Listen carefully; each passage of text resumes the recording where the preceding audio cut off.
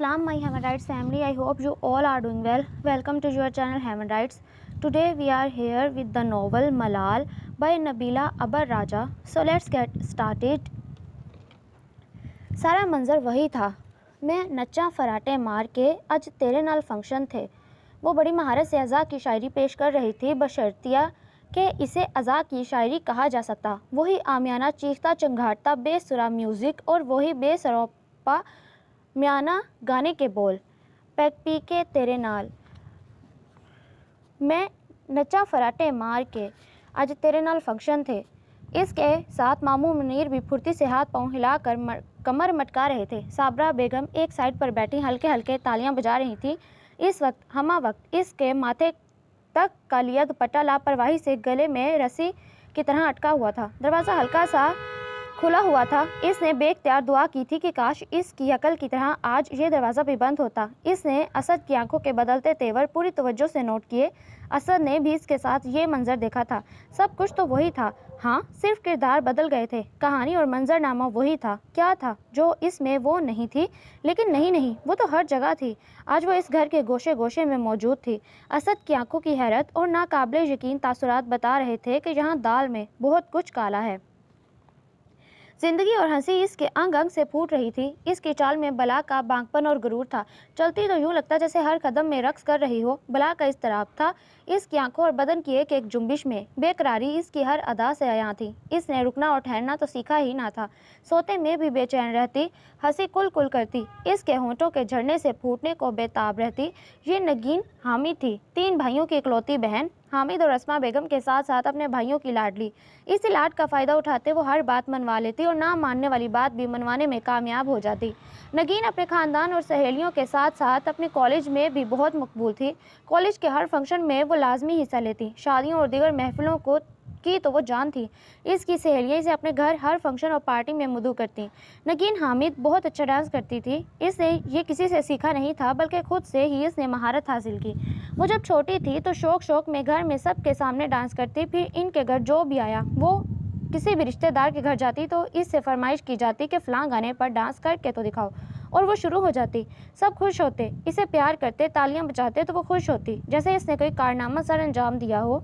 बचपन की वो मासूम खुशी इसके बड़े होने के साथ साथ इसका जुनून बन चुकी थी। इसे बहुत अच्छा डांस आता था। फिल्मी गानों पर जो रक्स किया जाता इस पे तो इसे कमाल का अबूर हासिल था। हामिद गर्देजी पैसे वाले ख़ानदानी आदमी थे। सब कारोबारी दिमाग रखते थे। वक्त ने रोशन ख्याली भी सिखाई थी, इसलिए नगीन के शौक पर किसी को एतराज़ नहीं था। वैसे भी कौन सा घर से बाहर जाकर सरेआम ये शौक पूरा करती। इसकी हद बंदी खानदान सहेलियों और मिलने जुलने वालों तक ही थी। इसे भी इस बात का एहसास था कि इसे हर हाल में अपनी हदूद की पासदारी करनी है। अपने 3 भाइयों और हामिद साहब के सामने इसने कभी भी अपने इस शौक का मुजाहिरा नहीं किया था। खानदान में सब ही इसे प्यार करते। इसकी शौक मिजाजी और संजीलापन के सब कायल थे। वो जिस महफिल में भी बैठती इसे कश्ते ज़ोफ़रान बना देती। नगीन में बस एक ही खामी थी कि इसे पढ़ने लिखने का कोई ख़ास शौक़ ना था। हालांकि इसके ख़ानदान में सब लड़के लड़कियां तालीम याफ्ता थे। एक वही थी जिसकी पढ़ाई और किताबों से जान जाती। मैट्रिक में इसने 2 साल लगाए। कॉलेज में इसने आर्ट्स के मज़ामीन का इंतखाब किया और इसमें भी पहले साल लुढ़क गई। खुदा करके दूसरा साल फर्स्ट ईयर क्लियर हुआ। सेकेंड ईयर में आई तो वहाँ भी यही हाल था। पहले साल 3 सब्जेक्ट में सप्ली आई। अब इसने फैसला कर लिया इस साल चाहे वो पास हो या फेल, इसके बाद मज़ीद नहीं पढ़ना। अपने इस फैसले का ऐलान इसने पूरे घर के सामने कर दिया। सिवाय अस्मा के किसी ने भी एक लफ्ज़ तक न कहा। वो अपनी मर्ज़ी की मालिक थी, जो दिल में समाता कर गुजरती। अस्मा बेगम का बड़ा दिल था नगीन भी अपने बाकी कज़न्स की तरह तालीम हासिल करे। उन्होंने दबे दबे अल्फाज में इसे डराया भी कि अगर तुम्हारे पास आला तालीम का सर्टिफिकेट ना हुआ तो कोई ढंग का रिश्ता नहीं आएगा। इस बात को भी इसने एक कान से सुनकर दूसरे से उड़ा दिया। नगीन को किस्मत पर बड़ा यकीन था। इसने आज तक जो भी चाहा या जिस चीज़ की भी ख्वाहिश की थी वो इसे बगैर मेहनत के आराम से मिल गई थी। नगीन ने अपने ख्यालों में अपने लाइफ पार्टनर के हवाले से एक खाका भी बना रखा था। इसका लाइफ पार्टनर बहुत पढ़ा लिखा, नफीस, बावकार और खुले दिल और दिमाग का मालिक था। इसने अपनी इस तसव्वुराती खाके में और भी रंग भर रखे थे। वो सब रंग नगीन ने छुपा रखे थे अपने दिल के निहा खानों में। वो रंगों की इस बारिश में रोज़ भीगती। नगीन 18 साल की हो चुकी थी। ये उम्र ख्वाब देखने की होती है। अब वो भी एक शहजादे के ख्वाब देखना शुरू हो गई। इसकी बेस्ट फ्रेंड सुंदर की मंगनी थी। नगीन खूब सच धज कर मंगनी में शरीक हुई। मंगनी की ये तकरीब मुश्तरका थी। सुंदर और इसके मंगेतर ने खुद एक दूसरे को मंगनी की अंगूठी पहनाई। बड़ी औरतों के इधर उधर होते ही इसके मंगेतर ने एक इंतहाई प्यार भरा सॉन्ग सबके सामने गाकर इसे डेडिकेट किया। नगीन के दिल में तब से एक अनोखी सी ख्वाहिश पल रही थी कि इसकी मंगनी और शादी खूब धूमधाम से हो, और सुंदस के मंगेतर की तरह इसका मंगेतर भी एक प्यार भरा गाना स्टेज पर सबके सामने इसका हाथ पकड़ कर गाए। अस्मा बेगम खुद माँ होने की हैसियत से इसके लिए अच्छा सा लड़का ढूंढ रही थी, क्योंकि नगीन ने इससे साफ बोल दिया था कि इसे खानदान में शादी नहीं करनी। इसका नज़रिया भी अजीब था, ये क्या कि कज़न से शादी कर लो, सारी उम्र एक ही शक्ल देख देख कर गुजारो, कम से कम शादी जैसे अहम मामले में तो कोई थ्रिल होना चाहिए। मैं खानदान में कतई शादी नहीं करूँगी, लड़का आउट ऑफ फैमिली हो, नयापन होगा ये भी। नगीन अपने ख्यालात का इजहार अक्सर और बेशतर घर की औरतों के सामने करती, वो सब सुन सुन कर हंसती। नगीन ने अभी दुनिया को देखा और परखा ही कहा था, इसका बचपना अभी भी इसी तरह कायम और दायम था। लाउबाली और लापरवाह ये लड़की नगीन हामिद को एक दिन ये दुनिया अपनी ऐनक उतार कर लाजमी देखनी थी। अब अपनी बीवी से ये खिदमतें करवाओ, बहुत हो गई है। वो ऑफिस से आकर बैठा ही था। आज का दिन बहुत मसरूफ गुजरा, हद से ज़्यादा थकन हो रही थी। इसने खुशबू को चाय के लिए आवाज़ लगाई थी जब फरखंदा बेगम तेज़ तेज़ बोलती लाउंज में दाखिल हुई और हैदर को कदरे नाराज़गी से देखा। अम्मी क्या कह रही हैं? कौन सी बीवी? किसकी बीवी? मेरी तो अभी शादी भी नहीं हुई। हैदर की हैरानगी बहुत फितरी थी। नहीं हुई ना शादी, इसीलिए तो कह रही हूँ कि आप कर लो और सुकून की ज़िंदगी गुजारने दो मुझे। फरखंदा बेगम हनूस न रूठेपन से गोया हुई। अम्मी मैंने क्या किया है भला जो आज आपकी तोपों का रुख मेरी तरफ है? वो शरारत से हंसा तो फरखंदा बेगम और भी चिढ़ गई। अपने बाबा से पूछो जाकर, मेरे ऊपर गुस्सा करते हैं कि तुम्हें हैदर की शादी की ज़रा फिक्र नहीं। 30 साल का होने को आया है, इसके साथ के लड़के 2-2 और 3-3 बच्चों के बाप बन चुके हैं और हमारा बेटा अभी तक वैसा ही फिर रहा है। फरखंदा ने रज़ाक साहब की बाकायदा नकल उतार कर बताया तो हैदर को बेसाख्ता हंसी आई। हाँ, तुम भी अपने बाबा की तरह मेरा जी जलाओ। वो रूहांसी होने लगी तो हैदर उठकर इनके पास बैठ गया। अम्मी आपके जैसे मर्जी, जो आपका दिल करता है करें। इसने फरखंदा के कंधे पर अपना मजबूत बाजू फैला दिया। वो तो खुशी से निहाल हो गई। तुम सच कह रहे हो? इन्हें यकीन नहीं आ रहा था, क्योंकि वो जब भी इससे शादी की बात करती वो टाल मटोल करता। बिल्कुल सच, वो हंसा। तुम्हें अगर कोई लड़की पसंद है तो बताओ। फरखंदा बेगम के इस सवाल पर वो कुछ कहते कहते एकदम चुप हो गया। हैदर रज़ाक का ताल्लुक खुशहाल और खाते पीते खानदान से था। वो तालीम मुकम्मल करके जल्द ही प्रैक्टिकल लाइफ में आ गया और रज़ाक साहब के साथ इनका कारोबार बाखूबी संभाल लिया। हैदर का पूरा खानदान पढ़ा लिखा था, सब ही साहिब हैसियत थे, लेकिन दौलत जायदाद होने के बावजूद भी इनके खानदान का नाता अपनी अखलाकी इक़दार और पुरानी कदरों से जूं का तूं कायम था। इनके यहाँ आज भी वालिदैन के सामने ऊंची आवाज़ में बोलना मायूब समझा जाता। शादी ब्याह में भी बड़ों की रजामंदी और खुशी ज़रूरी थी। जब तक हैदर के दादा जिंदा थे शादी ब्याह के मामलात वो ही तय करते थे। अब इनकी मौत को 4 साल गुजर चुके थे। इनके बाद ये शोबा हैदर के ताया जान ने संभाल लिया। जहाँ भी किसी लड़के लड़की की शादी तय की जाती किसी को भी एतराज़ ना होता। बड़ों के सामने किसी को दम मारने की मजाल ना थी। हैदर बहुत सुलझा हुआ और नफीस तबीयत का धीमे मिजाज का मालिक था। मुताला, म्यूज़िक, अच्छी शायरी, पेंटिंग, लॉन्ग ड्राइव इसके शौक़ थे। अपने जीवन साथी के हवाले से इसकी बस इतनी सी ख्वाहिश थी कि वो जो भी हो इसे समझने वाली और बाज़ौक़ हो। इससे ज़्यादा किसे चाह ना थी। हैदर का ज़ौक़ और पसंद हर मामले में बहुत आला थे। वो फरखंदा बेगम से कहना चाहता था कि लड़की मेरी हम मजाज होनी चाहिए, लेकिन फिर अपने रवायती शर्मीले मिजाज की वजह से खामोश हो गया। इसे उम्मीद थी कि अम्मी इसके लिए इसकी पसंद के मुताबिक ही लड़की का इंतखाब करेंगी। आखिर को वो माँ थी, माँ से ज़्यादा इसे कौन समझ सकता था। और फिर अभी तक इनके ख़ानदान में सब की शादी ब्याह के फ़ैसले ख़ानदान के बड़े बूढ़ों ने ही तो किए थे, और कोई एक भी ऐसा न था जो अपनी शादी से नाखुश हो। सब अपने अपने घरों में खुश थे। फरखंदा बहुत खुश थी। हैदर की तरफ से इन्हें ग्रीन सिग्नल मिल चुका था। हैदर से बड़ी 2 बहनें थीं, इनमें से एक चचा और एक बड़े ताया अब्बू की बहू थी। हैदर इनका इकलौता भाई था। दोनों की बड़ी आरजू थी कि भाभी चुन कर लाई जाए। खानदान में हैदर के बराबर की सब लड़कियां ब्याही जा चुकी थीं। इसके लिए लाजमी तौर पर खानदान से बाहर ही लड़की तलाश करनी थी। अभी तक इनके यहाँ सिर्फ 2 कज़न्स की शादी ही खानदान से बाहर हुई थी। यह तजर्बा बड़ा खुशगवार था। हैदर की एक और कज़न सबीन की शादी भी खानदान से बाहर तय थी। इसकी शादी की तैयारी जारी थी। अब हैदर के बार भी यही तजर्बा दोहराया जा रहा था। लड़की थी या छलावा, वो इसके पाँव में तो जैसे पहिए लगे थे। यहाँ वहाँ हर जगह तितली की मानिंद उड़ती फिर रही थी। इसकी कलकल करती झरनों जैसी हंसी फरखंदा बेगम के कान में रस घोल रही थी। वो थी भी बहुत हसीन। स्किन कलर के लॉन्ग फ्रॉक में खुले बालों के साथ वो बहुत खास महसूस हो रही थी। बल्ले बल्ले वे टोर पंजाब बंदी। वो बाकी लड़कियों के साथ ढोलक बजाते हुए गाना गा रही थी। یہ اسکن کلر کے فراک والی لڑکی کون ہے، یہ جو ڈھولک پر گانا گا رہی ہے؟ فرخندہ کے پاس سے گزرتی ایک رشتہ دار عورت سے پوچھا۔ وہ لمبے بالوں والی، وہ نگین ہے، اپنی سبین کی دوست۔ عورت جواب دے کر آگے بڑھ گئی۔ فرخندہ کی چھوٹی دیورانی کی سب سے آخری اور چھوٹی بیٹی سبین کی شادی تھی۔ آج اس کی مایوں تھی۔ فرخندہ پورے گھر سمیت شریک تھیں۔ شوق اور الہڑ سی نگین انہیں بہت بھائی، ہنستی مسکراتی، باتوں کی پھلجھڑیاں چھوڑتی۔ یہ لڑکی حیدر کے حوالے سے ان کی آنکھوں میں خواب بن کر سما چکی تھی۔ حیدر کی دونوں بہنوں کو بھی نگین اچھی لگی۔ اس نے سبین کی مہندی میں گڈی تو منگا دے تیل میں پواندیاں پر خوب ڈانس کیا۔ اس کے ساتھ خاندان کے سب عورتیں مل کر ناچی تھیں۔ نگین نے تو بڑی بیاہی عورتوں کو بھی لڈی کے لیے ہاتھ پکڑ پکڑ اٹھایا۔ فرخندہ کی بڑی نند نے بھی اپنے بھاری بھرکم سراپے سمیت نگین کے ساتھ مل کر لڈی ڈالی۔ سب کا ہنس ہنس کر برا حال تھا۔ فرخندہ نے تو اس کی ایک ایک بات نوٹ کی۔ یہ لڑکی اگر حیدر کا نصیب بن جاتی تو اس کے ہونٹوں پر مسکراہٹوں کے پھول کھلا دیتی۔ وہ بہت سنجیدہ اور کم گو نوجوان تھا۔ نگین جیسی ہم سفر کا اس کی زندگی میں ہونا لازمی تھا۔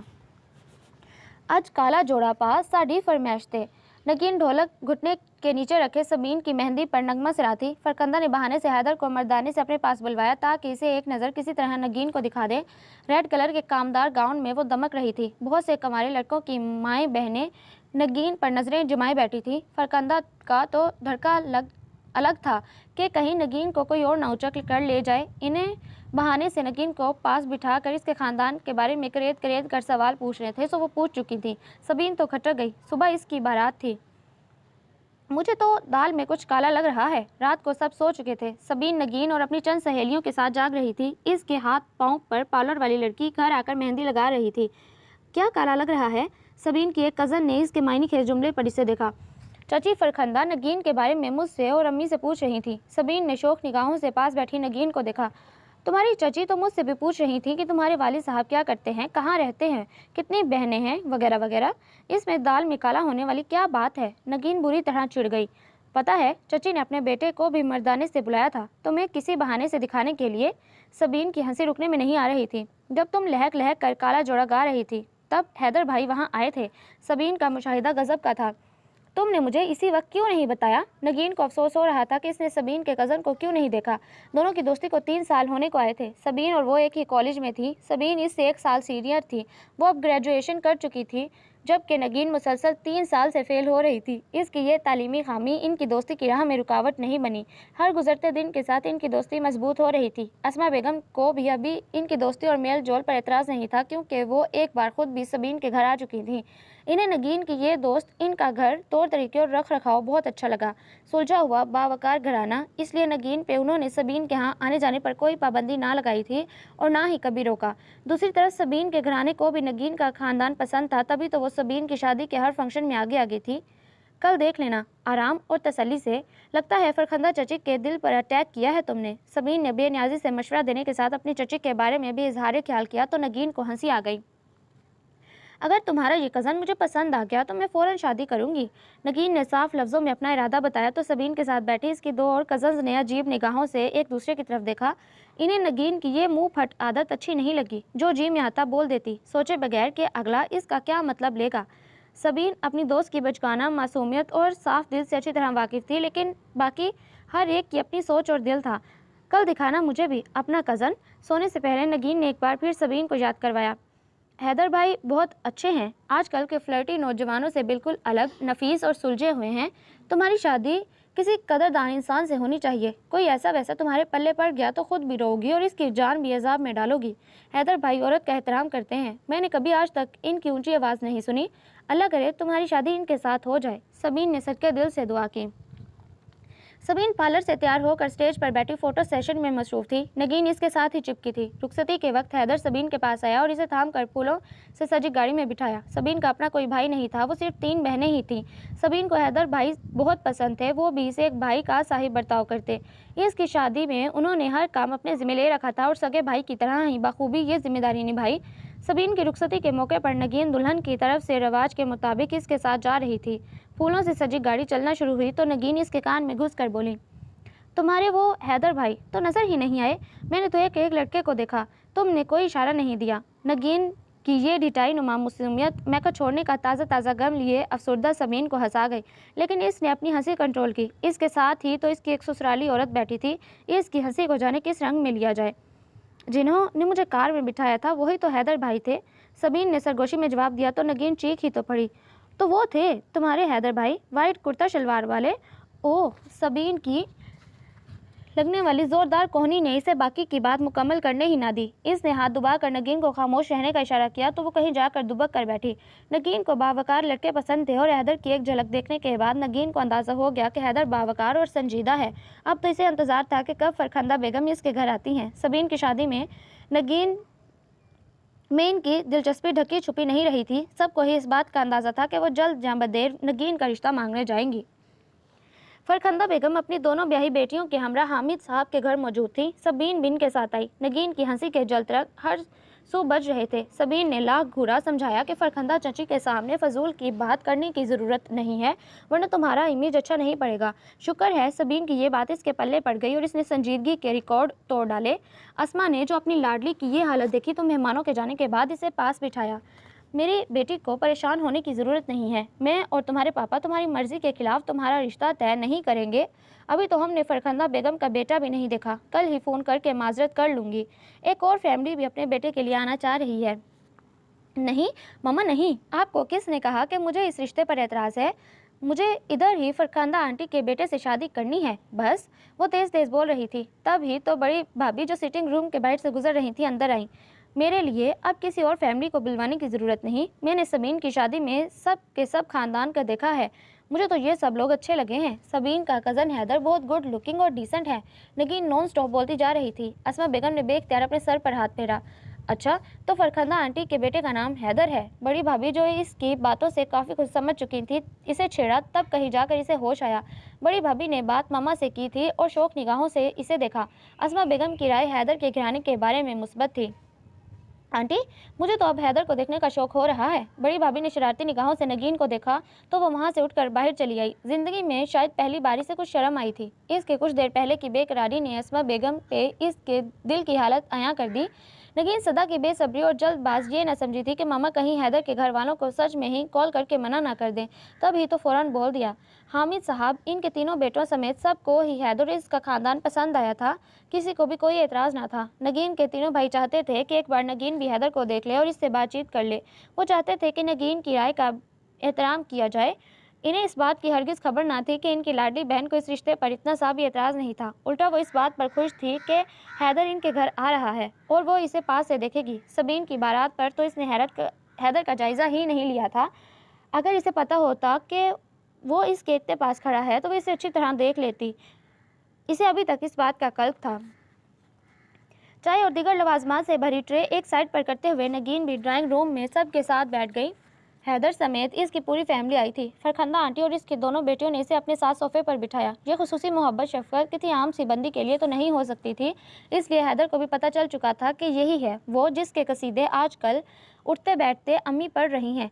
इस तक ये इतला भी पहुंच चुकी थी कि लड़की के घर वालों की फरमाइश पर इसे खास तौर पर मदऊ किया गया है ताकि वो और नगीन एक दूसरे को अच्छी तरह देख लें। हैदर का ख्याल था कि अम्मी और बाबा को कहीं लड़की वालों की इस ख्वाहिश पर एतराज़ ना हो, लेकिन हैरत अंगेज़ तौर पर दोनों में से किसी ने भी एक लफ्ज़ तक ना कहा। रज़ाक साहब फ़कत इतना बोले, हमारा मज़हब भी इस बात की इजाज़त देता है कि लड़का और लड़की शादी से पहले एक दूसरे को देख सकते हैं, फिर ये तो पूरी ज़िंदगी का मामला है। वो हैदर का रिश्ता लेकर आए थे। नगीन को संजीदा और धीरे धीरे मुस्कुराता डिसेंट सा हैदर अपने तस्वुराती खाके के हू बहू मालूम हुआ।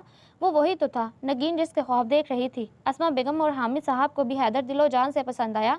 अब तक इतनी लाडली बेटी के लिए जितने भी रिश्ते आए थे वो इन सब से अच्छा और बेहतरीन था। सबसे बड़ी बात, वो नगीन की भी ख्वाहिश और ख्वाब बन चुका था। इनके ख़ानदान में किसी को पसंद करने और फिर शादी मुनासिब तरीके से करने में कोई बुराई ना समझी जाती थी। सबीन की शादी तो एक दूसरे तक पहुंचाने का बहाना बनी। मंगनी का फंक्शन मुश्तरका होगा, आप फरखंदा आंटी से बोल दें बस। नगीन के चेहरे के तासुरात बहुत ज़िद भरे थे। कैसे बोल दूँ? ख़ानदान से बाहर का मामला है, फिर इनके और हमारे घर का माहौल भी कदरे मुख्तलिफ है। मेरा नहीं ख्याल कि वो मुश्तरका फंक्शन वाले आईजी को पसंद करेंगे, और अगर फ़र्ज़ करो वो मान भी जाती हैं तो ये बात उम्र भर इनके दिल से नहीं जाएगी कि हमने अव्वल दिन से ही अपनी मनवाई है। आगे चल कर ये चीज़ें फसाद और बिगाड़ पैदा करती हैं, और मैं नहीं चाहती कि हैदर जैसा अच्छा रिश्ता हाथ से निकल जाए। मामा भला इसमें क्या हर्ज है, और फरखंदा आंटी इतनी छोटी सी बात पर भला क्यों रिश्ता तोड़ेंगी। नगीन की अकल में अस्मा बेगम की बात नहीं समा रही थी। देखो नगीन, बिला वजह की बहस मत करो। सबीन तुम्हारी दोस्त है, तुम इनके घर जाती रहती हो, मैं भी कितनी बार गई हूँ। इनके यहाँ हर फंक्शन में औरतें और मर्द अलग अलग होते हैं, एक साथ इंतज़ाम नहीं होता। फरखंदा बेगम भी पुराने ख्यालात के मालिक थे।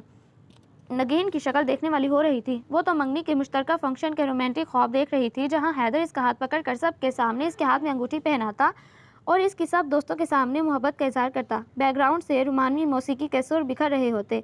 यह पहला मासूम सा ख्वाब था जो छन्नाके से टूटा। बिल्कुल आम से नॉन रोमांटिक अंदाज में मंगनी हुई। मंगनी का जोड़ा, अंगूठी और दीगर चीज़ें बहुत महंगी थीं, लेकिन अंगूठी इसे हैदर की जगह अस्मा बेगम ने पहनाई। इस रात सब मेहमानों के जाने के बाद इसने रात को खूब ऊंची आवाज़ में उदास दुख भरे गाने सुने। दुआ न काम आए, दवा बचा न पाए, सिर्फ हाय, धड़कनें गूंजती धड़म धड़म मलाल में, दर बदर घूमती धड़म धड़म। बड़ी भाभी ने बाहर से गुजरते हुए नगीन के कमरे से बरामद होने वाली उदास मौसीकी की आवाज़ों को सुना तो इनके होंठों पर मुस्कुराहट आ गई। जो गमज़दा गाने वो सुनकर ज़ारों की तार रो रही थी, इन्हें सुनकर हंसी आई। क्या चीज़ थी ये नगीन, इनकी इकलौती नंद और 3 भाइयों की लाडली बहन। सारी उम्र इसके लाड उठाए गए, हर बात मानी गई। इसकी अपनी दुनिया थी और रक्स और मौसीकी इसकी दुनिया का लाजमी हिस्सा। कभी कभी बड़ी भाभी को डर लगता कि कहीं नगीन अपने इस जुनूनी शौक के हत्थे ना चढ़ जाए। हैदर की फैमिली इनसे कदरे अलग, पुराने रस्मों रिवाज रिवायतें अभी तक इनकी ज़िंदगी का लाजमी हिस्सा था। फरखंदा आंटी ने बेटे की मंगनी के मौके पर बड़े फ़ख्र से कहा कि इनके यहाँ अभी तक इस दौर में ख़ानदान के लड़के लड़कियों की शादियाँ बड़ों की मर्ज़ी से तय की जाती हैं और आज तक इनके यहाँ मोहब्बत की शादी जैसा कोई सानिया नहीं हुआ। वो मोहब्बत को सानिया कह रही थी। बड़ी भाभी सनम नगीन के ताया की बेटी थी। इन्हें नगीन से कुछ ज़्यादा प्यार था, इसलिए फरखंदा आंटी के रिश्ता के बाद जब आना जाना शुरू हुआ तो जाने क्यों इनके दिल में डर बैठ गया। यह सच था कि हैदर और नगीन के बीच प्यार मोहब्बत वाला कोई मामला नहीं था और फरखंदा आंटी सबीन की शादी में नगीन को देखकर इनके घर अपने बेटे का रिश्ता ले आई थी। पर नगीन को संजीदा सा हैदर इसका रिश्ता आने से पहले ही भाग गया। ऐसा इसके साथ पहली बार हुआ था। सारा कसूर इसके तसव्वुराती खाके का था, जिस पर हैदर 100% पूरा उतर रहा था। ऊपर से सबीन की तारीफ़ों के पुल के साथ खुद हैदर की अपनी नफीस शख्सियत का रख रखाव नगीन जैसी नापुख्ता लड़की के सर चढ़कर बोल रहा था। नगीन बहुत शौक लाओबालिग गैर जिम्मेदार थी और हैदर इसके बिल्कुल उलट। वो तो बोलता भी बहुत कम था। सनम भाभी नगीन के अच्छे नसीब के लिए दुआ गो थी। गाड़ी का दरवाज़ा बड़ी ज़ोर से इसे लगा। आउच की आवाज़ बड़ी वाज़िया थी। इसका हाथ जहाँ का तहाँ ही रह गया। कुछ लम्हे बाद इसे होश आया तो वो नीचे उतरा, जहाँ वो अपनी तकलीफ़ ज़ब्त करने की कोशिश में बेहाल हुई जा रही थी। 2 बार पहले भी इसे पार्क में देख चुका था। वो सुबह सवेरे जॉगिंग के लिए जाता था। एक दिन शाम में वो इसे एक उदेड़ उम्र औरत के साथ नजर आई। इसके हाथ में सिडनी शील्डन का कोई नावल था, जिसे वो पूरे इन्हमाक से पढ़ रही थी। हैदर बेंच के पास से गुजर रहा था। सानिया बेटा, घर नहीं चलना क्या? उठ भी जाओ अब। वो औरत बेंच पर बैठी किताब पढ़ती लड़की से मुखातिब थी। इसने ना चाहते हुए भी मुड़ कर देखा। हैदर तो बिल्कुल नॉर्मल अंदाज में दरवाज़ा खोलकर गाड़ी से नीचे उतर रहा था, जाने कहाँ से वो आकर इससे टकरा गई। गलती इसकी भी नहीं थी। इसके दोनों हाथ सामान के शॉपर से भरे हुए थे। वो मगन अंदाज में इन्हें घर तक पहुँचाने की फ़िक्र में थी जब अपने गेट की तरफ जाते हुए हैदर की गाड़ी का दरवाज़ा इसके मिजाज पूछने पर तुल गया। आई एम सॉरी, मैं देख नहीं पाया आपको। आए, मैं आपको घर छोड़ दूँ और ये सामान भी पहुँचा दूँ। वो सच मुझ शर्मिंदा था। गलती मेरी अपनी है। सारा सामान एक साथ ले जाने के चक्कर में देख ही ना पाई कि कोई गाड़ी में भी है कि नहीं। तकलीफ़ के आलम में भी इसने अदब आदाब और रख रखाव को हाथ से जाने नहीं दिया था। एक लम्हे के लिए हैदर ठिठका, मगर सिर्फ एक ही लम्हे के लिए। इसने ज़मीन पर गिरे हुए शॉपर्स में से निकला सामान उठाया। इसमें बहुत सी किताबें भी थीं। हैदर को खुशगवार हैरत हुई। इसने सानिया का सब सामान इसके घर तक पहुँचाया, जहाँ इसकी वालदा सफ़ेद दुपट्टा माथे तक ओढ़े असर की नमाज अदा करके इसी को कॉल करने की फ़िक्र में थी। इसे आहिस्ता आहिस्ता आता देखकर एक लम्हे के लिए इनके चेहरे पर परेशानी नमूदार हुई। अम्मी, परेशानी की बात नहीं है। गाड़ी का दरवाज़ा टांग पर लगा है और ये हैदर हैं। हमारे घर से तीसरा घर इनका है। सानिया ने लगे हाथों तारुफ भी करवा डाला। अस्सलाम वालेकुम आंटी, कैसी हैं आप? हैदर को मुनासिब नहीं लगा कि इनकी खैरियत पूछे बगैर चला जाए। मुझे पता ही नहीं बेटा कि आप भी हमारे पड़ोसी हैं। असल में यहाँ आए हुए अभी इतना टाइम नहीं हुआ हमें, और फिर डर भी लगता है। सानिया की तरह इसकी अम्मी भी इंतहाई बावकार और सादा खातून थी। इसके ना करने के बावजूद उन्होंने इसे चाय के साथ ठीक ठाक पेट पूजा करवा कर भेजा। वापसी पर सानिया इसे गेट तक छोड़ने आई। हैदर जाने क्यों पलटा था। इसे एक नज़र देख कर वो लंबे लंबे डग भरता बाहर निकल गया। شادی کے بعد حیدر بھائی کے ساتھ سب شوق پورے کر لینا، پھر تو وہ تمہیں دیکھ کر ایک نہیں 1000 رومانٹک گانے تمہارا ہاتھ پکڑ کر گائیں گے۔ سنم بھابھی سے اب اس کی اتری صورت مزید برداشت نہیں ہو رہی تھی، تب ہی تو اسے چھیڑ رہی تھی۔ اس کا نتیجہ بڑا مثبت برآمد ہوا۔ نگین سب کچھ بھول کر، ویسے بھی اس کی شادی قریب تھی، وقت کم تھا، کام زیادہ۔ نگین نے تو کسی بھی قسم کی مدد کروانے سے صاف انکار کر دیا۔ مجھے مارکیٹ یا کسی بھی جگہ ساتھ چلنے کا مت بولیے گا، جو شاپنگ کرنی ہے خود کریں، میں اپنی شادی کے دن حسین ترین دلہن نظر آنا چاہتی ہوں۔ بازاروں میں گھوم پھر کر مجھے اپنی سکن کا ستیہ ناش نہیں کروانا۔ اسما بیگم لاڈلی بیٹی کو دیکھ کر رہ گئیں۔ انہیں پتہ تھا نگین کو کسی کی بھی لائی ہوئی کوئی بھی چیز پسند نہیں آتی، اور یہ تو اس کی شادی کی شاپنگ تھی، لیکن وہ اپنی ضد پر اڑی تھی۔ مجھے مارکیٹ نہیں جانا۔ اس کے بیڈ روم کا سب فرنیچر حامد صاحب اور تینوں بھائیوں نے مل کر پسند کیا۔ باقی چھوٹی موٹی چیزیں اسما بیگم نے اپنی بہو کے ساتھ مل کر لیں۔ البتہ کپڑے اور جویلری لینے کے لیے نگین ایک بار ان کے ساتھ مارکیٹ گئی۔ اس کے بعد اس نے باہر نہ جانے کی جیسے ضد اٹھا لی، اور جب اسے مائیوں میں بٹھایا گیا تو وہ کمرہ نشین ہو گئی۔ اس نے کسی سے سن لیا تھا کہ مائیوں کی دلہن شادی سے پہلے باہر نکلے تو اس کا روپ نہیں آتا۔ وہ حیدر کے سامنے 16 سنگھار سمیت جا کر پہلی نظر میں ہی اس کے دل میں گھر کرنا چاہتی تھی۔ منگنی کے برعکس شادی خوب دھوم دھام ڈول باجوں کے ساتھ ہوئی۔ سبین اور حیدر کے خاندان کی دیگر عورتیں اسے حیدر کے کمرے تک پہنچا کر جا چکی تھیں۔ گھونگھٹ میں تو نگین کا جیسے دم گھٹنے لگا۔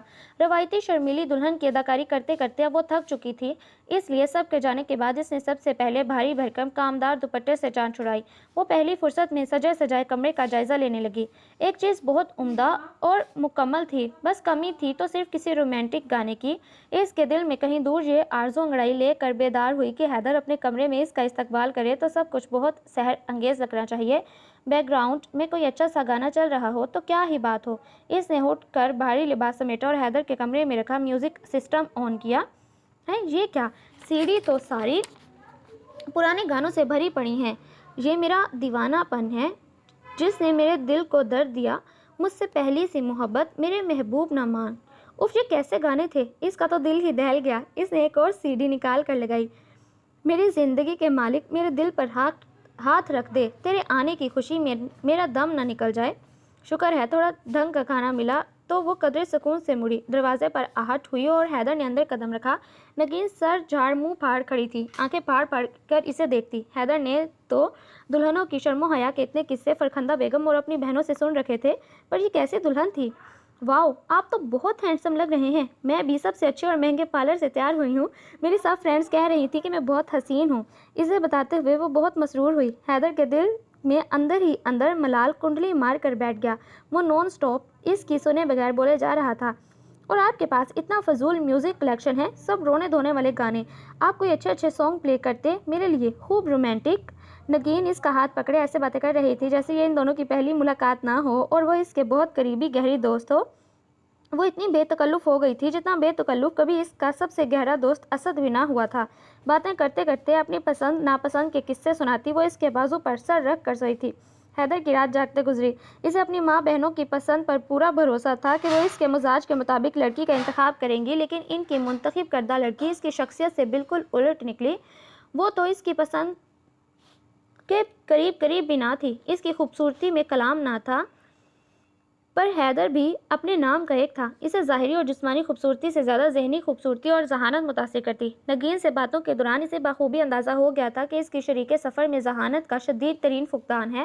وہ حقیقت کی دنیا سے بہت دور کسی فلمی دنیا میں جی رہی تھی اور خود کو بھی کسی فلمی ہیروئن سے کم نہ سمجھتی تھی۔ یہ تھی حیدر رزاق کی شریک سفر اور یہ تھی اس کی شادی۔ نگین کے بازو پر سر رکھے نیند کی وادی میں سیر کرتے ہوئے سوتے ہوئے بھی مسکرا رہی تھی۔ حیدر نے آرام سے اس کا سر ہٹا کر تکیے پر رکھا اور اٹھ کر ٹیرس پر آ گیا۔ دونوں بازو ریلنگ پر رکھے نیچے جھانکتے وہ اداس تھا، بہت اداس۔ میوزک سسٹم ابھی بھی آن تھا۔ یہ نگین کا کارنامہ تھا۔ اس نے بجھے دل کے ساتھ اندر آ کر اسے بند کیا اور ٹیبل پر رکھا سگریٹ کیس اٹھا کر دوبارہ ٹیرس پر آ گیا۔ پوری گاڑی جیسے دھماکے سے لرز رہی تھی۔ نگین اپنے پسندیدہ گانوں کی سی ڈی گاڑی میں ساتھ لے آئی تھی۔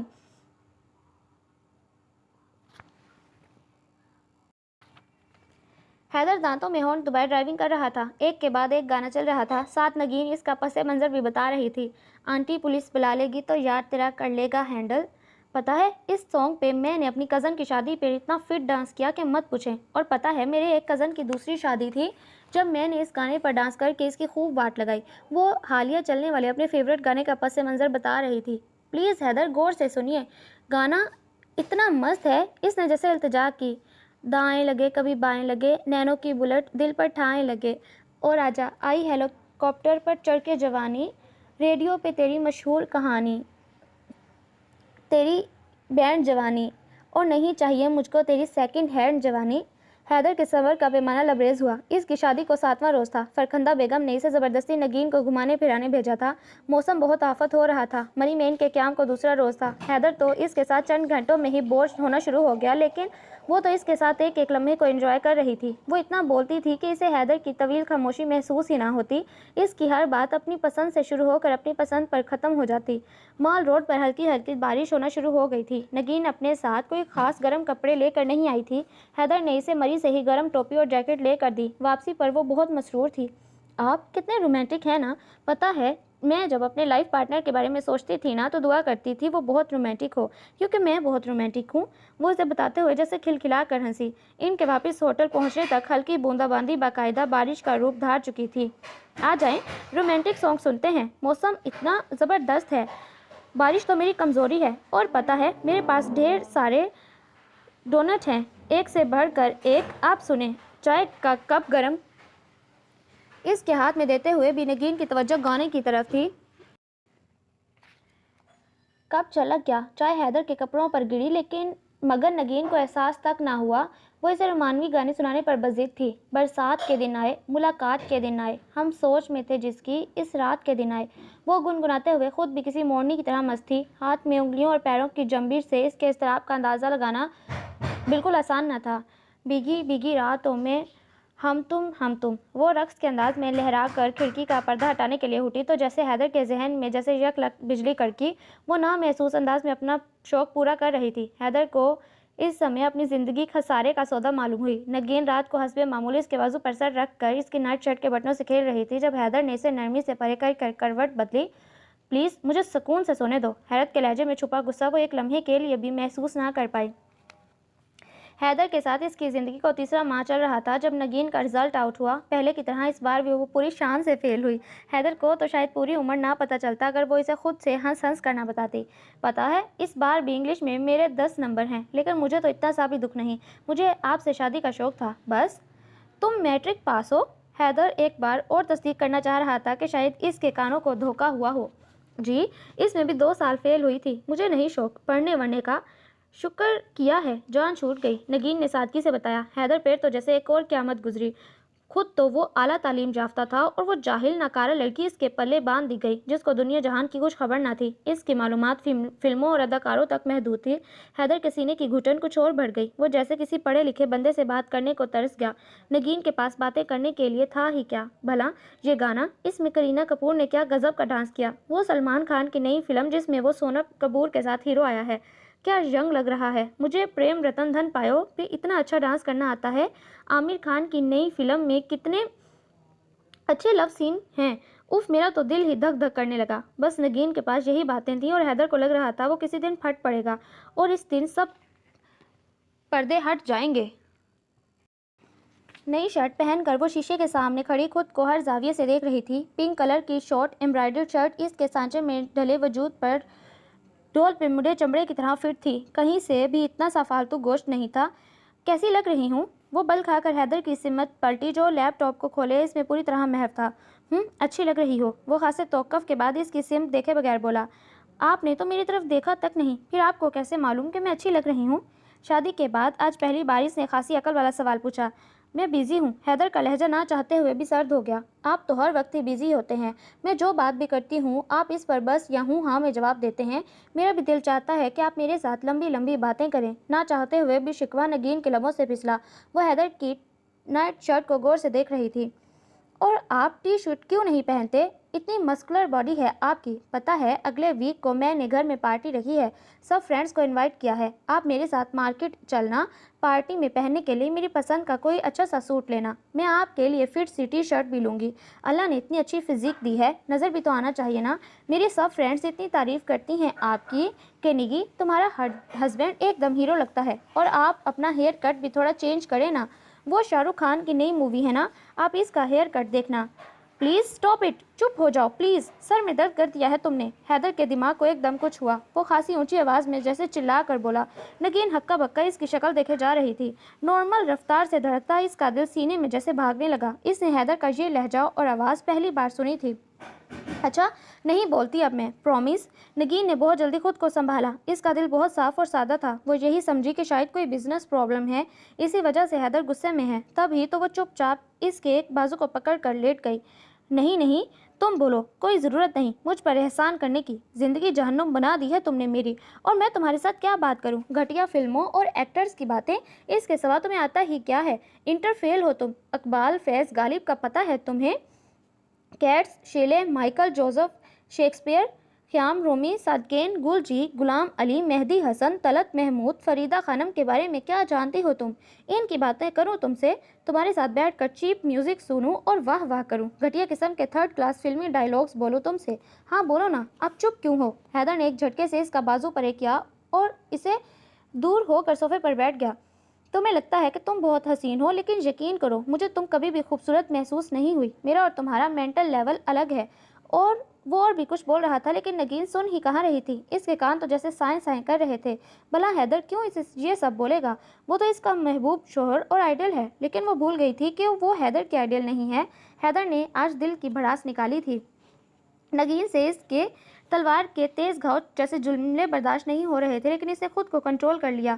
جب میں آپ کو پسند نہیں تھی تو پھر آپ نے شادی کیوں کی مجھ سے, انکار کر دیتے. بڑی دیر بعد وہ آنسو چھپا کر بولی, اگر مجھے اتنا کچھ پہلے معلوم ہوتا تو کبھی بھی تم سے شادی کے لیے حامی نہ بھرتا. حیدر نے تبصرہ کیا. حیدر تو سو چکا تھا, پر نگین کی آنکھوں سے نیند روٹھی ہوئی تھی. وہ اپنے آپ سے لڑ رہی تھی. فرخندہ آنٹی کو بتا کر وہ میکے آئی تھی. یہاں آئے ہوئے ایک ہفتہ ہو گیا, پر اس دوران ایک بار بھی حیدر نے اسے کال کر کر اس کا حال نہ پوچھا. فرخندہ کو جانے کیوں نگین کے میکے جانے سے کسی خطرے کی بو آ رہی تھی. اس سے پہلے وہ ایک بار بھی ایک دن سے زیادہ میکے نہیں رکی تھی, اور ادھر حیدر بھی اپنی دنیا میں مگن تھا. شادی کے بعد وہ اور بھی کم گو ہو گیا. وہ نگین کو گھمانے پھرانے بھی نہیں لے جاتا تھا. آفس سے آ کر کھانا کھا کر سو جاتا. نگین کے پاس اپنی مصروفیات تھیں. سارا دن ان سے مزے مزے کی باتیں کر کے ہنساتی. نگین کے رویے سے انہیں سب کچھ نارمل لگتا, پر حیدر بجھا بجھا سا رہتا. نگین نے اس بار کو زیادہ دن نہیں لگا دیے میکے میں. سب ٹھیک تو ہے نا. حیدر آفس سے آ کر بیٹھا جب فرخندہ بیگم نے اس سے چپتا سوال کیا. مجھے نہیں پتا. اس نے مختصر جواب دے کر ان کے خدشات کی تصدیق کی. کیا مطلب, وہ تمہیں بتا کر نہیں گئی؟ کیا کوئی جھگڑا ہے تم دونوں میں؟ امی, آپ نے میری پوری زندگی کو داؤ پر لگا دیا ہے. شادی جیسے اہم معاملے میں آپ نے آنکھیں بند کر کر میں نے آنکھیں بند کر کر آپ پر بھروسہ کیا, اور کیا ملا مجھے؟ اس سے اچھا تھا میں اپنی پسند اور معیار کے مطابق لائف پارٹنر کا انتخاب کرتا. حیدر نے پہلی بار شکوہ کیا. کیا ہوا ہے حیدر بیٹا؟ نگین اتنی اچھی ہے, اتنے اچھے خاندان سے ہے, بہت صلح جوڑ محبت کرنے والی ہے, اتنی ہنس مکھ ہے. میں تو یہ سوچ کر اسے بہو بنا کر لائی تھی کہ ہمارے گھر میں خوشیاں بھر دے گی. کیا کیا ہے اس نے؟ تم نے تو مجھے ششو پینچ میں ڈال دیا. امی, وہ ظاہر ہے انٹر فیل ہے, کچھ نہیں آتا اسے. میں اس کے ساتھ کمفرٹیبل نہیں ہوں. آپ کی اولاد ہوں میں نے تو یہ سوچ کر اپنی شادی کے معاملات آپ کے ہاتھ میں دیے کہ آپ مجھے جانتی ہیں, میرے مزاج کے مطابق لڑکی چنیں گی. لیکن آپ تو, انتہائی دل سوزی سے کہتے ہوئے اس نے بات ادھوری چھوڑ دی. اف, ڈرایا تو تھا تم نے, میں نے تو کچھ اور ہی سوچ لیا. انٹر فیل ہے تو کیا ہوا, تم اسے خود پڑھا لو, یہ کوئی اتنی بڑی بات نہیں. اب تم اپنے ابا کو دیکھ لو, اعلیٰ تعلیم یافتہ ہیں پر میں مڈل پاس بھی نہیں. اپنے ماموں وقاص کو دیکھ لو, انجینئر ہیں, اور وہ تمہاری مامی میٹرک پاس. اور ایسی کتنی مثالیں دے سکتی ہوں میں تمہیں. میاں بیوی کے برابر ایک جیسی تعلیم سے تھوڑے ہی گھر بنتے ہیں. اس کے لیے عورت میں سلیقہ, برداشت اور خلوص ہونا چاہیے. رشتوں کا احترام آتا ہو اسے. گھر بنانا کوئی آسان کام نہیں. نگین اپنے والدین کے گھر میں ہل کر پانی بھی نہیں پیتی تھی, اور اب میں اسے دیکھتی ہوں سارا دن تمہارے چھوٹے موٹے کام کرتی ہے. اس دن میں نے اسے کہا کہ حیدر کو گرم گرم چپاتی پسند ہے, تب سے وہ خود کچن میں کھڑے ہو کر خود بناتی ہے. کتنی بار تو میرے سامنے اس کا ہاتھ جلا ہے. وہ مجھ سے کرید کر تمہاری پسند اور ناپسند کے بارے میں پوچھتی ہے. فرخندہ بیگم نے اس کے اعتراضات کو اہمیت نہیں دی. حیدر جھنجھلا کر ان کے پاس سے اٹھ گیا. وہ اس کا نقطہ نظر نہیں سمجھ سکتی تھی. حیدر کے کزن کی شادی تھی۔ فرخندہ بیگم نے نگین کو بہانے سے خیر خیریت پوچھنے کے لیے کال کی تو اگلے دن وہ چلی آئی، حشاش بشاش، ہنستی مسکراتی۔ اس کے چہرے سے لگ نہیں رہا تھا کہ کچھ ہوا ہے۔ حیدر نے اسے دیکھ کر کسی بھی تاثر کا اظہار نہ کیا، نہ کوئی گرم جوشی۔ وہ اس کے سامنے ہوتے ہوئے بھی جیسے سامنے نہیں تھی۔ وہ حسب معمول اپنے لیپ ٹاپ کے ساتھ لگا تھا۔ نگین کروٹ لے کر لیٹی۔ اس نے اپنی طرف کا بیڈ لیمپ آف کر دیا۔ وہ بے آواز رو رہی تھی۔ گزشتہ پورا ہفتہ اس نے حیدر کی کال اور میسج کا انتظار کیا، اور جب وہ گھر آئی تب بھی حیدر نے اسے نظر بھر کر نہ دیکھا۔ حالانکہ میکے میں سب نے اس بار اس کی اتری صورت کو نوٹ کیا تھا۔ سوال کرنے پر اس نے سب کو ٹال دیا۔ فرخندہ آنٹی نے باتوں باتوں میں اسے عاصم کی شادی کا بتایا تو اس نے گھر واپسی کا فیصلہ کیا۔ اجنبی بنا حیدر اس کی طرف سے مکمل طور پر لاپرواہ تھا۔ نگین نے سوتے ہوئے مضبوطی سے اس کا ہاتھ پکڑ رکھا تھا، جیسے وہی اس کا آخری سہارا ہو۔ اچھی کتابیں اور عمدہ میوزک میری کمزوری ہیں۔ نئی نئی جگہ دیکھنا، کچھ کھوجنا میری ہابی ہے۔ ثانیہ اپنے دھیمے لہجے میں اس کے کانوں میں رس گھول رہی تھی۔ میکسیمم گورکی، موپاسا اور ان کے ساتھ مائیکل کا ناول وار اینڈ پیس میرا فیورٹ ناول ہے۔ رومن ہالیڈے کتنی بار دیکھ کر بھی میرا دل نہیں بھرا۔ مارنل کی لائف میں جتنی بار بھی کچھ لکھا گیا وہ میں نے پڑھا۔ اور آپ نے انڈیسنٹ پرپوزل دیکھی؟ آپ نے ڈیمی مور کی اچھی ایکٹنگ کی اس میں۔ حیدر سحر زدہ سا ثانیہ کو بولتے ہوئے سن رہا تھا۔ اس کا جی چاہ رہا تھا وہ بولتی جائے، تب ہی تو اس نے ثانیہ کی بات کا کوئی جواب نہ دیا۔ میں تو ایک ہفتے میں کلیات غالب بار بار پڑھ کر سن دھر رہی ہوں۔ امیر خسرو کا کلام بھی بہت خوب ہے۔ میری اور آپ کی پسند حیرت انگیز طور پر ملتی ہے، ثانیہ نے بولتے ہوئے اس کی آنکھوں کے ساتھ جیسے اس کے دل میں بھی جھانکا تھا۔ کاش ہمارے ستارے پہلے مل جاتے تو آج میری زندگی میں کوئی حسرت نہ ہوتی، کاش۔ حیدر دل میں خود سے مخاطب تھا۔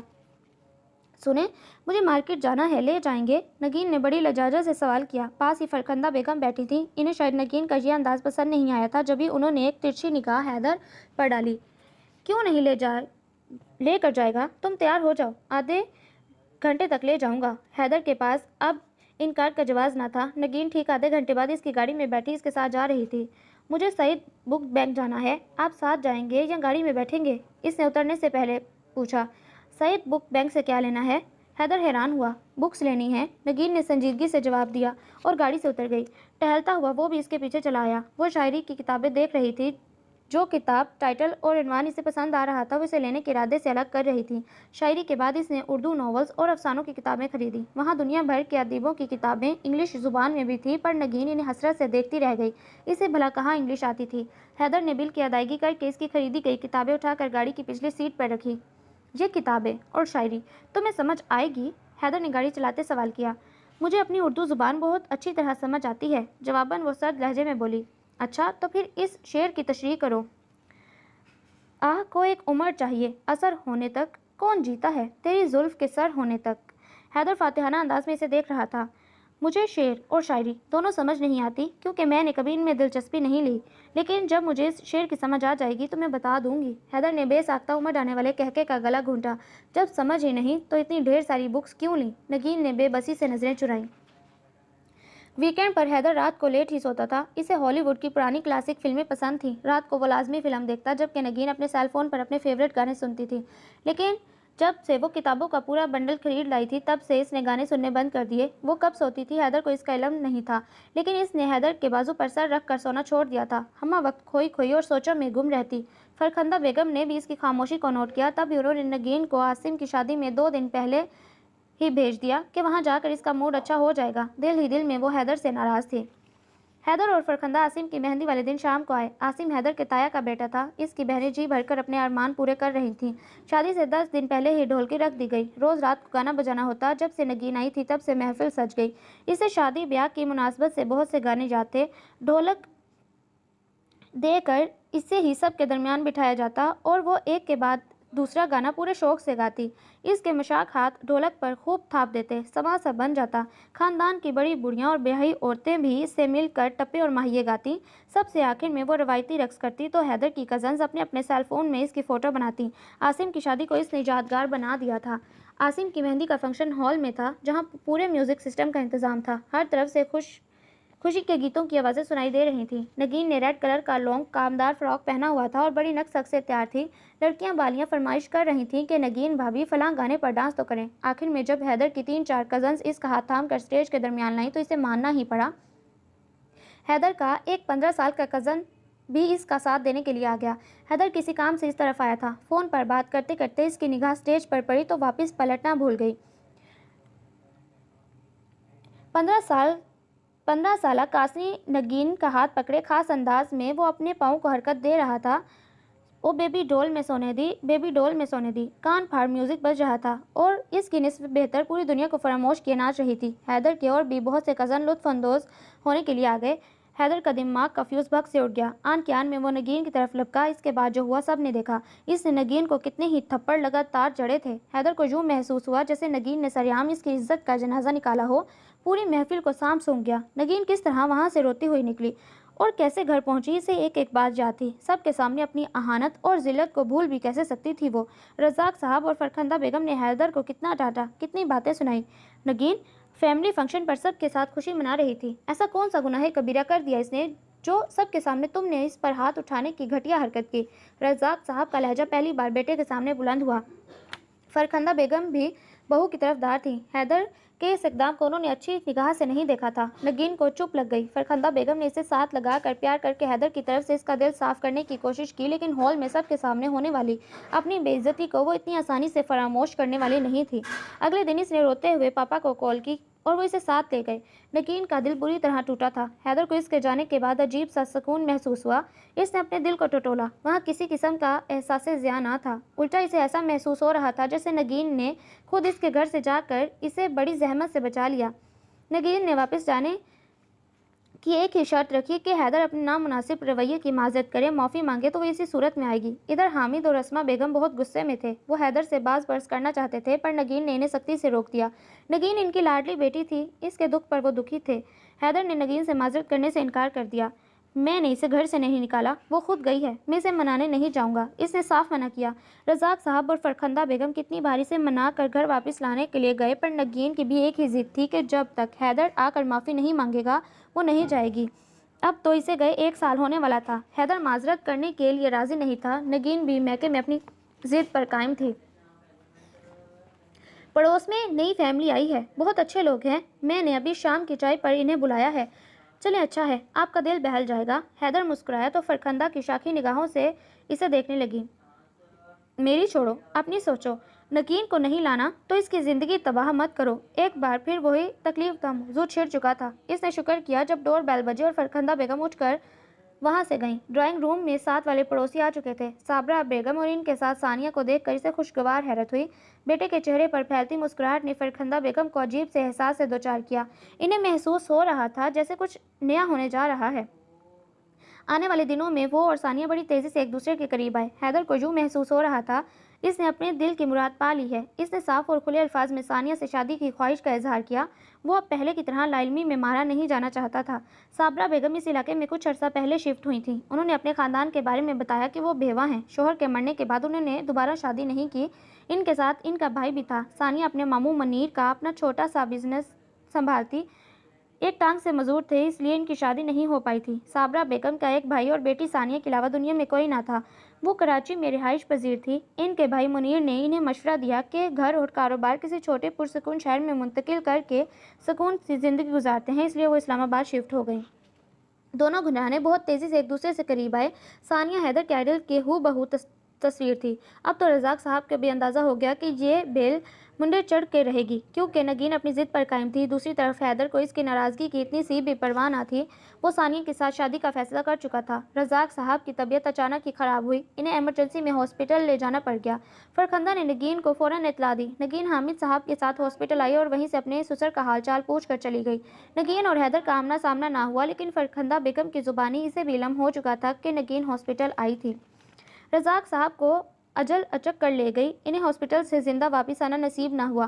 نگین ان کی موت کے وقت سعودیہ میں عمرہ کرنے گئی ہوئی تھی. رزاق صاحب کی میت اٹھتے وقت اس کے گھر سے صرف اس کے 2 بھائی آئے، باقی سب سعودیہ میں عمرہ کر رہے تھے. اب تو فرخندہ بیگم کے دل میں بھی نگین کی طرف سے میل آ گیا. ایک چھوٹی سی بات پر خوامخواہ اپنا گھر تباہ کرنے پر تلی بیٹھی تھی. ان کے خیال میں وہ تھوڑا جھک جاتی تو شاید حیدر ثانیہ کی طرف مائل نہ ہوتا. ثانیہ اور صابرہ بیگم ان کے گھر کا لازمی جزو بن گئے. پھر بہت جلدی وہ حیدر کی دوسری بیوی بن کر اس کے ساتھ ساتھ گھر اور دل پر بھی قابض ہو گئی. ثانیہ اور حیدر کی شادی پہ سب سے زیادہ دکھ سبین کو ہوا تھا. نگین اس کی بہت اچھی دوست تھی. حیدر نے اسے سمجھنے اور فیصلہ کرنے میں جلد بازی سے کام لیا. باقی دوسری طرف نگین نے اپنے ہونٹ سی لیے. اس نے اپنی ادھوری تعلیم کا سلسلہ پھر سے شروع کیا. انگلش کے مضمون میں وہ صدا سے کمزور تھی. اب اسے جنون لاحق ہو چکا تھا. یہ زبان ہر حال میں سیکھنی ہے. حامد صاحب نے اس کی ذہنی حالت کے پیش نظر اس کے لیے خاص طور پر انگلش کا ٹیوٹر رکھوا دیا. انٹر میں 2 سال فیل ہونے کے بعد اس نے تیسری بار کامیابی حاصل کر لی تھی اور اب اسے مزید آگے پڑھنے کا شوق تھا تو کوئی اسے روک نہیں سکتا تھا. اس نے دن رات محنت کی جس کا پھل اسے کامیابی کی شکل میں ملا. وہ گریجویشن کے پیپر دے رہی تھی جب سبین نے روتے ہوئے اسے حیدر کی دوسری شادی کی اطلاع دی. نگین کے سینے میں سناٹا پھیل رہا تھا. دل کو ابھی تک خوش فہمی تھی کہ کچھ بھی ہو حیدر کی زندگی میں اس کے سوا کوئی اور نہیں آ سکتا. یہ صدمہ بھی اسے جھیلنا تھا. پاپا اور اسما بیگم نے کتنا کہا کہ حیدر سے کھلا لے کر تم اپنی زندگی شروع کرو. نگین نے ان کی یہ ضد پوری کرنے سے انکار کر دیا. الہر شوق لاابالی ہر پل کہکے بکھیرنے والی نگین اس کے دل میں مر چکی تھی. فلموں، گانوں اور رقص سے دلچسپی دم توڑ گئی. اپنے میوزک کا سب ذخیرہ اس نے اپنے ہاتھوں سے تباہ کیا. شادی بیاہ کے سب فنکشنز میں اس نے آنا جانا ختم کر دیا. پہلے وہ بہت زیادہ بولتی تھی، اب وہ عادت بھی چھوٹ گئی. اسما بیگم اپنی لاڈلی بیٹی کو اس حال میں دیکھ دیکھ کر روتی. وہ پچھتا رہی تھی کہ انہوں نے نگین کی شادی کرنے میں بہت جلد بازی سے کام لیا. اور کتنے قدردان گھرانے تھے جو اس چاند کو اپنے آنگن میں سجانے کے آرزو مند تھے. نگین نے گریجویشن کا امتحان بھی امتیازی نمبروں سے پاس کیا. اب وہ یونیورسٹی میں انگلش لٹریچر کی طالبہ تھی. انگلش کو وبال جان تصور کرنے والی نگین نے یہ زبان سیکھ لی تھی. اسے اب بخوبی علم ہو چکا تھا کہ Worth, Shelley, Keats, Byron, Shakespeare, Manto, Munshi Prem Chand, Faiz, ناصر کاظمی، پروین شاکر، صادقین کون ہیں. اب وہ ان کی ادبی خدمات پر بے تکان بول سکتی تھی. اس کی اداس آنکھوں اور چہروں پر پھیلے حزن نے یونیورسٹی میں کتنے ہی لوگوں کو متاثر کیا. ذکا آفریدی اس کی اداسی کی وجہ جاننا چاہتا تھا لیکن نگین کے ہونٹوں پر چپ کا قفل تھا. اس نے اپنی ماں کو اس کے گھر رشتے کے لیے بھیجا تو تب اسے علم ہوا کہ یہ کامنی سی لڑکی کتنا بڑا بوجھ اٹھا کر پھر رہی ہے. ذکا سچ مچ اس کا ہاتھ تھامنا چاہتا تھا لیکن نگین کسی انتظار میں تھی. اس نے ذکا کو مایوس لوٹایا لیکن وہ مایوس نہیں تھا. ثانیہ کے ساتھ اس کی شادی پریوں کی کہانی کی طرح خوابناک ثابت نہیں ہو پائی. ثانیہ نے بہت جلد اپنے اصل رنگ ڈھنگ دکھا دیے. شادی کے کچھ دن تو بڑے سکون میں گزرے. اس کے بعد صابرہ بیگم اور ماموں منیر بھی ان کے گھر آ گئے. ثانیہ کا کہنا تھا کہ وہ اکیلے گھر میں گھبراتے ہیں. یہاں رہیں گے تو امی کو بھی کمپنی مل جائے گی. فرخندہ کو وہ امی ہی کہتی. رزاق صاحب کی موت کے بعد انہوں نے الگ تھلگ رہنا شروع کر دیا. حیدر کو بیوی کا مشورہ اور اقدام بہت اچھا لگا لیکن آہستہ آہستہ احساس ہوا کہ ثانیہ کے ماموں اور ماں تو اس گھر کے سکون کو غارت کرنے پر تلے ہیں. گھر میں اونچی آواز میں ٹی وی چلتا. موسیقی سے دونوں بہن بھائی کو بہت لگاؤ تھا. طرح طرح کے کھانوں کی فرمائشیں کی جاتی. حیدر ثانیہ کے ساتھ جہاں بھی جاتا وہ دونوں پہلے تیار ہو کر گاڑی میں بیٹھتے. فرخندہ بیگم کو رزاق صاحب کے پاس جانے کی بہت جلدی تھی. ایک رات سوئیں تو پھر اٹھی ہی نہیں. تینوں بہنیں اپنے اپنے گھر والی تھیں. کچھ دن آتی رہتی پھر وہ بھی اپنی زندگی میں مصروف ہو گئیں. ویسے بھی ثانیہ کو اپنے گھر میں کسی کا زیادہ آنا جانا پسند نہ تھا. حیدر بہت جلد اس کی پسند ناپسند سے واقف ہو گیا. ثانیہ کو حیدر کے کھانے پینے، کپڑوں کی خاص پرواہ نہ تھی. یہ سب کام اس نے نوکروں پر چھوڑ رکھے تھے. کھانا تو شاذ و نادر ہی وہ گھر میں بناتی. ناشتہ کھانا سب باہر سے آتا. اس نے شادی کے بعد ایک بار بھی حیدر کے ساتھ بیٹھ کر ڈھنگ سے اس کے پسندیدہ موضوعات پر گفتگو نہ کی تھی. اونچی اونچی آواز میں بولتی. وہ تو کوئی اور ہی ثانیہ تھی. احساس ضیاء نے حیدر کو بہت تیزی سے گھیرا. نت نئے ہوٹل کے کھانوں اور شریکو سفر کی بے نیازی اور بے تنائی کی وجہ سے حیدر کی صحت بہت تیزی سے گری. بلڈ پریشر اور سر درد نے اسے آن گھیرا. جہاں تک بھی سب گوارا تھا اگر اس کا عزیز ترین دوست اسد کراچی سے اس کے گھر نہ آتا. حیدر کو ایک ضروری کام سے دوسرے شہر جانا تھا. وہ تیار ہو کر ایئرپورٹ کی طرف جا رہا تھا جب اسد نے کال کر اسے اپنے آنے کا بتایا. وہ اسلام آباد میں ہی تھا. حیدر نے دوسرے شہر جانے کا ارادہ کینسل کیا. وہ اب اسد کے ساتھ اپنے گھر کی طرف آ رہا تھا. ثانیہ کو بتانے کا خیال اس کے ذہن سے نکل گیا. ثانیہ، ماموں منیر اور صابرہ بیگم تینوں کا رنگ اسد کو دیکھ کر اڑ چکا تھا. بنے میاں، بہت اونچا ہاتھ مارا ہے تم نے. اسد نے طنزیہ نگاہوں سے ماموں منیر کی طرف دیکھ کر انہیں مخاطب کیا تو وہ جھیم سے گئے. آپ یہاں؟ زہے نصیب. صابرہ بیگم نے جس مخصوص انداز میں اسد کو مخاطب کیا وہ یہ بتانے کے لیے کافی تھا کہ وہ اصل میں ہیں کیا. الماس بیگم، دنیا گول ہے، دیکھ لیں۔ اسد صابرہ بیگم کو الماس کہہ کر مخاطب کر رہا تھا۔ حیدر کی سمجھ سے باہر تھا، وہ باری باری ان سب کا چہرہ دیکھے جا رہا تھا۔ میرے دوست، تمہارے ساتھ دھوکہ ہوا ہے، تم نے ہیرے کی جگہ پتھر چنا ہے۔ اسد کا ایک ایک لفظ شفاف سچائی سے بھرپور تھا۔ صابرہ بیگم کا اصل نام الماس تھا۔ اس کا تعلق اس بازار سے تھا جہاں دن سوتے اور راتیں جاگتی تھیں ثانیہ یعنی نیلم۔ اس کے بڑھاپے کا اکلوتا سہارا تھی۔ بنے میاں الماس کا نکارہ اور ہڈ حرام بھائی تھا، وہی گاہک لاتا۔ نیلم شارٹ کٹ سے دولت کمانا چاہتی تھی، اس کے لیے اس علاقے سے نکلنا ضروری تھا۔ اس کے قدردان بہت تھے۔ جمع پونجی سے اور ایک بااثر عاشق کی بدولت نیلم شہر کے پوش علاقے میں شفٹ ہو چکی تھی۔ اب وہ اپنی الگ شناخت بنانا چاہتی تھی، نیلے پیلے لوگوں کو وہ منہ نہیں لگانا چاہتی تھی اور اپنے حسن کی پوری قیمت وصول کرنا اس کی زندگی کا مقصد تھا۔ اس خاطر سب سے پہلے اس نے امیروں والی زبان سیکھی۔ ٹیوٹر بہت تھے، ساتھ ساتھ ہائی سوسائٹی کے سب ادب۔ اسے یاقوت نے سکھا کر گوہر نایاب بنا دیا۔ یاقوت نے امیروں کی جیب سے پیسے نکلوانے کے ہر فن میں اسے طاق کر دیا۔ نیلم اب ہائی سوسائٹی کی کال گرل تھی۔ اس کی قیمت ادا کرنا ہر ایک کی بس کی بات نہ تھی۔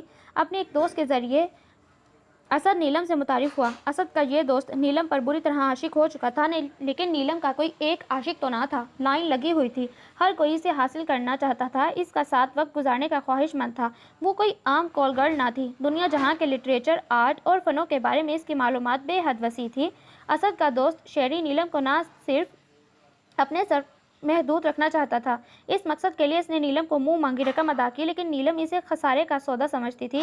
اس کے تعلقات باقی لوگوں سے بھی اسی طرح قائم تھے۔ شیری نے ایک دن اسے رنگے ہاتھوں پکڑ لیا، وہ اسے جان سے مارنا چاہتا تھا۔ اس موقع پر بنے میاں اور الماس بیگم نے بڑی بہادری کا ثبوت دیا، انہوں نے شیری کو شدید زخمی کیا اور وہ قریب المرگ تھا۔ الماس بیگم نے نیلم اور بنے میاں سمیت سب کو سمیٹ کر کراچی شہر کو الوداع کہہ دیا۔ شیری کو اپنے خیال میں انہوں نے مار دیا تھا، شیری کی زندگی باقی تھی۔ اس کے باپ نے پانی کی طرح پیسہ بہایا، تب کہیں جا کر شیری نے نیم مردہ وجود میں پھر سے حرکت پیدا ہوئی۔ صحت مند ہونے کے بعد اس نے ہر جگہ نیلم اور الماس سمیت بنے میاں کو تلاش کرنے کی کوشش کی، لیکن وہ کراچی میں ہوتے تو ملتے۔ الماس اور نیلم ایک ہی تجربے سے بہت خوف زدہ تھی، انہیں شیری کی طاقت کا اندازہ تھا، اس نے انہیں تلاش کر کے ان کی ٹکا بوٹی ایک کر دینی تھی، اس لیے انہوں نے اپنا رہن سہن، نام اور حلیہ تک بدل ڈالا۔ اب انہیں شیری آسانی سے تلاش کر کے پہچان نہیں سکتا تھا۔ وہ تجربہ کامیاب ثابت ہوا، بہت جلد ان کی شرافت کا سکہ جم گیا۔ ان کے گھر کام کرنے والی نوکرانی نے تیسرے گھر میں رہنے والی فیملی کے بارے میں بہت دلچسپ باتیں بتائیں۔ ثانیہ اور الماس کا یہ آئیڈیا تھا کہ اگر حیدر کو پٹا لیا جائے تو باقی زندگی سکون سے بیٹھ کر کھاتے گزرے گی، اور وہ اس کے کامیاب رہیں۔ اگر اسد نہ آتا، حیدر کو ان سے گلو خلاصی کرانی مشکل تھی۔ اسد نے قدم پہ قدم اس کا ساتھ دیا، اس نے دھمکی دی کہ چپ چاپ حیدر کی زندگی سے نکل جاؤ ورنہ شیری کو یہاں لانا مشکل نہیں۔ یہ حربہ کارگر ثابت ہوا، الماس اور نیلم اس کا گھر چھوڑ کر جا چکی تھیں۔ حیدر نے مالی طور پر کافی نقصان برداشت کیا، پر سر شکر کہ وہ مزید دھوکہ کھانے سے بچ گیا۔ اس کی تینوں بہنیں اور سب خاندان والے توبہ کر رہے تھے۔ حیدر اب نگین سے معافی مانگنے اور اسے گھر واپس لانے کے لیے تیار تھا۔ ٹھیک 8 سال بعد وہ اس سے معافی مانگنے آیا۔ وہ اس کا آئیڈیل نہیں تھی، پر اب بن چکی تھی، اس کے پسند کے سانچے میں پوری طرح ڈھل چکی تھی۔ نگین کالج میں انگلش لٹریچر کی لیکچرار تھی۔ اب 8 سال میں اس نے خود کو دریافت کر لیا، اپنی کمزوریوں کو اپنی خوبی بنا لیا۔ یہ 8 سال اسے کندن بنا گئے۔ گزرنے والے 8 سالوں میں اس نے حیدر کے نکاح میں رہ کر بھی کسی بیوہ کی طرح زندگی گزاری۔ اس نے ہر شوق اور بناؤ سنگار سے پیچھا چھڑا لیا، لیکن آج سجے سنورے بلکہ 16 سنگار کرنے کا موقع تھا۔ اسے یقین تھا کہ ایک دن وہ ضرور اس کے پاس آئے گا۔ اس نے ہر سجدے میں رب سے رو رو کر التجا کی تھی، وہ ایک بار اس کے سامنے آئے، اور وہ آ چکا تھا۔ نگین نے سب گھر والوں سے پہلے ہی کہہ دیا تھا کہ حیدر جب بھی آئے اسے پہلے جیسی عزت اور احترام دیا جائے۔ اس وقت سب گھر والے اس کے پاس بیٹھے تھے، سامنے پڑی ٹیبل طرح طرح کے کھانوں سے بھری تھی، پر حیدر کی بے تاب نگاہ دروازے پر جمی تھی جہاں سے نگین نے آنا تھا۔ وہ اپنے کمرے میں اس کا استقبال کرنے کے لیے تیار ہو رہی تھی۔ اس نے اپنا سب سے بہترین سوٹ زیب تن کیا، اس کے لمبے بال آج بھی ویسے ہی گھنے اور چمکدار تھے، اس کی جلد ویسی ہی بچوں کی جلد کی طرح نرم ملائم تھی، یاقوتی ہونٹوں کی وہی جان لیوا سرخی ابھی بھی قائم اور دائم تھی، سفید ہموار دانتوں کی لڑی ہنسی بکھیرنے کو بے تاب تھی۔ 8 سالوں نے نگین پر کوئی خاص اثر نہیں ڈالا تھا، بس وہ سنجیدہ اور کم گو ہو گئی۔ نگین کے نپے تلے قدم ڈرائنگ روم میں داخل ہوئے۔ حیدر اسے دیکھ کر اپنی جگہ کھڑا ہو گیا۔ وہ پہلے کی طرح تر و تازہ اور فریش لگ رہی تھی، بلکہ اس کی خوبصورتی میں وقت نے اضافہ کیا تھا۔ اس کے چہرے پر وقار اور تمکنت تھی۔ اس نے دھیمے انداز میں اندر آ کر حیدر کو سلام کیا، جو اسے ابھی تک یک ٹک دیکھے جا رہا تھا۔ اس کے سر کے آگے کے بال اڑ چکے تھے، آنکھوں کے نیچے پڑے حلقے اس کی پوری صحت کی چغلی کھا رہے تھے۔ وہ پرانے حیدر کا سکنا تھا جس پر وہ مر مٹی تھی۔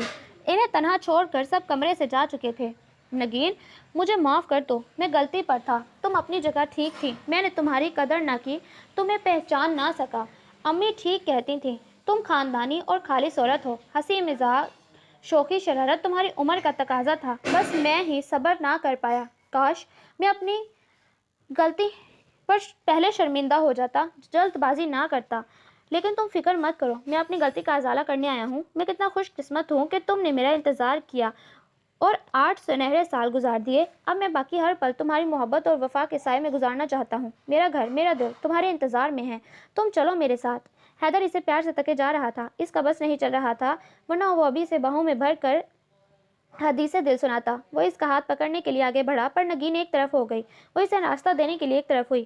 اب آپ جا سکتے ہیں، میں نے اسی پل کا 8 سال انتظار کیا اور کسی اور کو بھی انتظار میں رکھا۔ مسٹر حیدر، آپ ایک انتہائی خود غرض اور خود پسند انسان ہیں۔ 8 سال پہلے میں بہت ہی میچور اور لاابالی تھی، آپ مجھے پیار سے سمجھا بجھا کر اپنی پسند کے سانچے میں بآسانی ڈھال سکتے تھے، لیکن آپ نے دوسرا راستہ چنا، لیکن میرا راستہ مشکل کر دیا۔ لیکن خیر، اگر آپ ایک پل کے لیے بھی شرمندہ ہوئے ہوں یا آپ کو مجھ سے اتنی سی بھی محبت ہے تو مجھے ڈائیورس پیپر بھجوا دیجیے گا، ورنہ مجھے عدالت سے خلا لینی پڑے گی۔ وہ ایک ایک لفظ اس کی آنکھوں میں دیکھتے ہوئے بول چکی تھی۔